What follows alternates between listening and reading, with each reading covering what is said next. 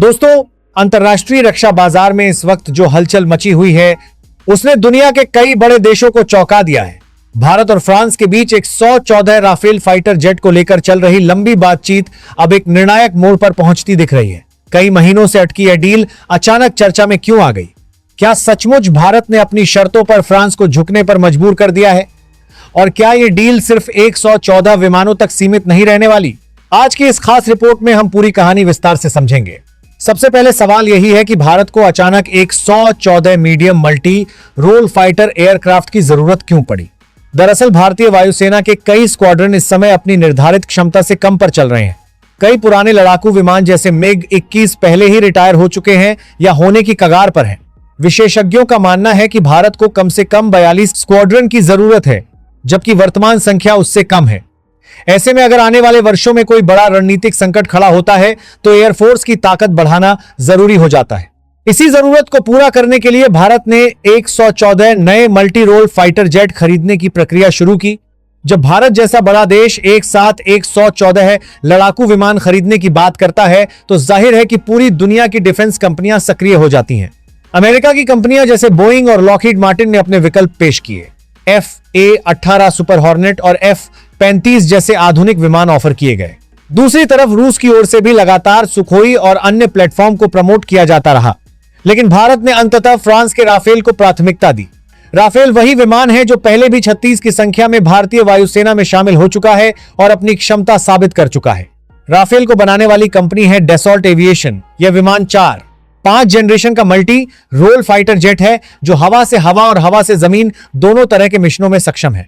Rafale की खासियतें: उन्नत electronic warfare system, लंबी दूरी की मिसाइल क्षमता, परमाणु हथियार ले जाने की क्षमता, अत्याधुनिक रडार सिस्टम।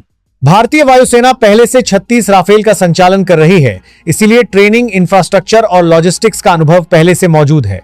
यही वजह है कि 114 के नए टेंडर में राफेल मजबूत दावेदार बन गया। यहीं से कहानी में मोड़ आता है।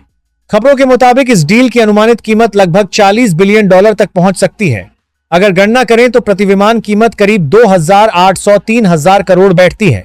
आलोचकों ने सवाल उठाया कि क्या यह कीमत ज्यादा नहीं है? फ्रांस की तरफ से शुरुआती बातचीत में ज्यादा लागत, सीमित टेक्नोलॉजी ट्रांसफर और सोर्स कोड पर रोक जैसी बातें सामने आईं। ऐसा माना गया कि फ्रांस भारत की तत्काल जरूरत को अपनी ताकत मानकर शर्तें कठोर रखना चाहता था, लेकिन यही भारत ने अपनी रणनीतिक चाल चली। भारत ने साफ कर दिया कि 114 में से अधिकांश राफेल भारत में बनेंगे। यह कोई छोटी मांग नहीं थी। किसी भी देश के लिए अपने अत्याधुनिक फाइटर जेट का निर्माण दूसरे देश में करना बड़ी तकनीकी और रणनीतिक चुनौती होती है, लेकिन भारत का तर्क साफ था। अगर इतनी बड़ी संख्या में विमान खरीदने हैं तो टेक्नोलॉजी और रोजगार दोनों भारत में आने चाहिए। सूत्रों के मुताबिक प्रस्ताव यह है कि शुरुआती 18 विमान फ्रांस में बनेंगे, बाकी 96 भारत में मैन्युफैक्चर किए जाएंगे। यह फैसला भारतीय डिफेंस इंडस्ट्री के लिए गेम चेंजर साबित हो सकता है। भारत ने दूसरी शर्त रखी कि राफेल में इस्तेमाल होने वाले 60% से ज्यादा कंपोनेंट भारत में बने या भारतीय कंपनियों से लिए जाएं। इसका मतलब भारतीय MSME सेक्टर को बड़ा अवसर, डिफेंस सेक्टर में रोजगार, दीर्घकालिक आत्मनिर्भरता। फ्रांस के लिए यह आसान नहीं था, लेकिन अंततः समझौते की दिशा में बातचीत आगे बढ़ी। अब आते हैं उस मुद्दे पर जिसने सबसे ज्यादा सुर्खियां बटोरी, सोर्स कोड। राफेल के इलेक्ट्रॉनिक सिस्टम और हथियार एकीकरण का नियंत्रण उसके सॉफ्टवेयर पर आधारित है। यदि सोर्स कोड तक पहुंच नहीं हो तो कोई भी देश अपनी मिसाइल या सिस्टम आसानी से इंटीग्रेट नहीं कर सकता। भारत चाहता था कि भविष्य में अपनी मिसाइलें जैसे अस्त्र या रुद्रम लगाए बिना हर बार फ्रांस की अनुमति लिए अपग्रेड करे, मेंटेनेंस और सिस्टम बदलाव में आत्मनिर्भर रहे। शुरुआत में फ्रांस इस पर अनिच्छुक बताया गया, लेकिन अब खबरें संकेत देती हैं कि तकनीकी सहयोग और सिस्टम इंटीग्रेशन पर सहमति बनती दिख रही है।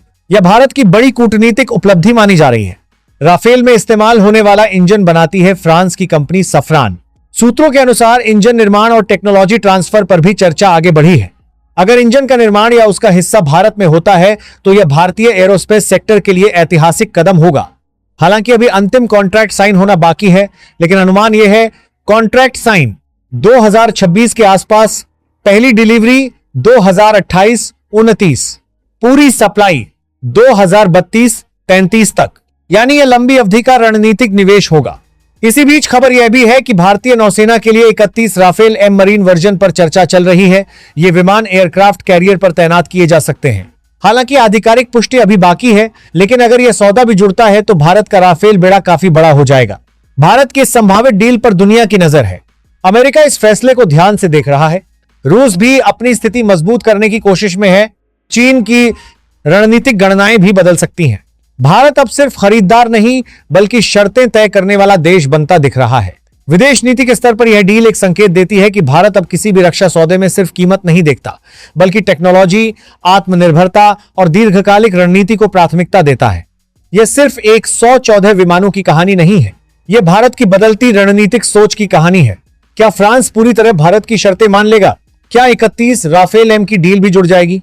क्या अन्य देश भारत को बेहतर ऑफर देंगे? क्योंकि यह सौदा सिर्फ विमान खरीदने का मामला नहीं है, यह भारत की रणनीतिक दिशा, वैश्विक संतुलन और आने वाले 20-30 वर्षों की सैन्य योजना से जुड़ा हुआ है। जब भारत ने एक 114 मल्टी रोल फाइटर जेट के लिए प्रक्रिया शुरू की थी, तब अमेरिका की बड़ी कंपनियों ने इसे एक सुनहरा अवसर माना था। बोइंग ने F/A-18 सुपर हॉर्नेट का प्रस्ताव रखा, लॉकहीड मार्टिन ने F-21, F-16 का उन्नत संस्करण और F-35 जैसे विकल्पों को आगे बढ़ाया। अमेरिका की रणनीति साफ थी, भारत को अपने रक्षा इकोसिस्टम में और गहराई से जोड़ना, चीन के खिलाफ इंडो पैसिफिक में सामरिक साझेदारी मजबूत करना, भारत को अमेरिकी प्लेटफॉर्म पर निर्भर बनाना। लेकिन भारत ने सावधानी बरती। भारत जानता है कि अमेरिकी प्लेटफॉर्म के साथ कई बार निर्यात नियंत्रण कानून, इटार और राजनीतिक शर्तें जुड़ जाती हैं।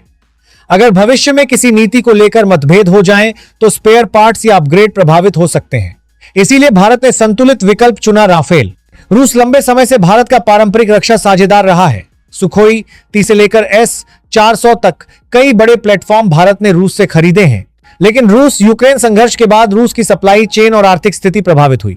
रूस की ओर से अपग्रेडेड सुखोई या अन्य विकल्पों का प्रस्ताव दिया गया, लेकिन भारत ने नई पीढ़ी के मल्टी रोल प्लेटफॉर्म की दिशा में आगे बढ़ने का निर्णय लिया।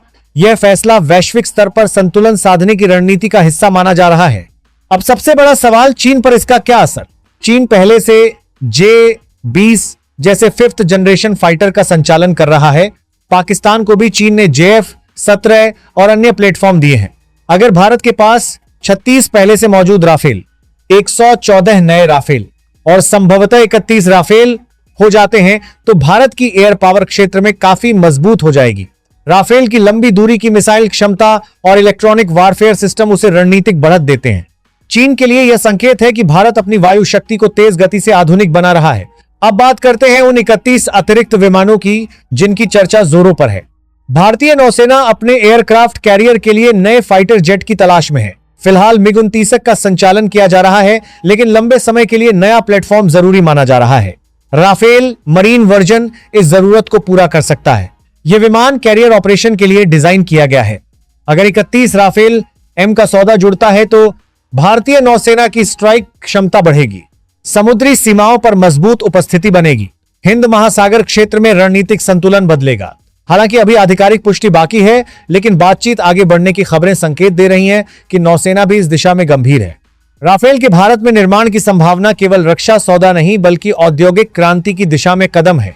अगर डैसॉल्ट एविएशन भारत में उत्पादन लाइन स्थापित करती है तो हजारों इंजीनियर और तकनीशियन को रोजगार, भारतीय कंपनियों के लिए सप्लाई चेन अवसर, टेक्नोलॉजी ट्रांसफर से भविष्य के स्वदेशी प्रोजेक्ट को मजबूती।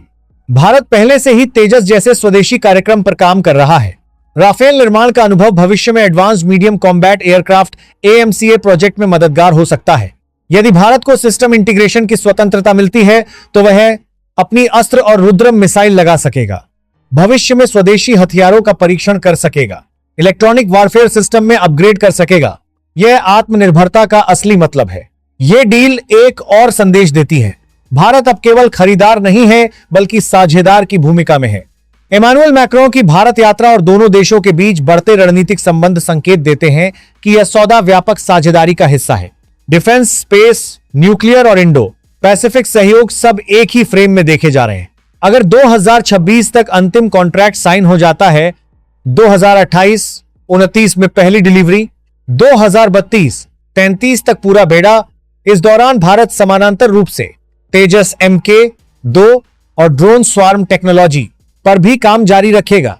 अगर सब योजना के अनुसार चलता है तो 2035 तक भारत के पास बड़ी संख्या में आधुनिक राफेल, स्वदेशी तेजस MK-2, मजबूत नौसैनिक फाइटर फोर्स हो सकती है। यह परिदृश्य भारत को एशिया में वायु शक्ति के शीर्ष देशों में स्थापित कर सकता है। यह एक महत्वपूर्ण सवाल है। कुछ विशेषज्ञ कहते हैं बेहतर शर्तों के लिए और बातचीत की जा सकती है। कीमत और टेक्नोलॉजी ट्रांसफर पर और स्पष्टता जरूरी है। दूसरी ओर तर्क यह है देरी से एयरफोर्स की क्षमता प्रभावित हो सकती है। तेजी से निर्णय जरूरी है। अंतिम फैसला रणनीतिक संतुलन पर निर्भर करेगा। एक 114 राफेल की संभावित डील और 31 अतिरिक्त राफेल एम की चर्चा केवल एक रक्षा सौदा नहीं है। यह भारत की कूटनीतिक ताकत, औद्योगिक महत्वाकांक्षा और सामरिक आत्मनिर्भरता की कहानी है। आने वाले महीनों में जैसे जैसे आधिकारिक घोषणाएं होंगी, तस्वीर और साफ होगी। लेकिन इतना तय है, भारत अब वैश्विक रक्षा बाजार में अपनी शर्तों पर खेल रहा है। जय हिंद, जय भारत।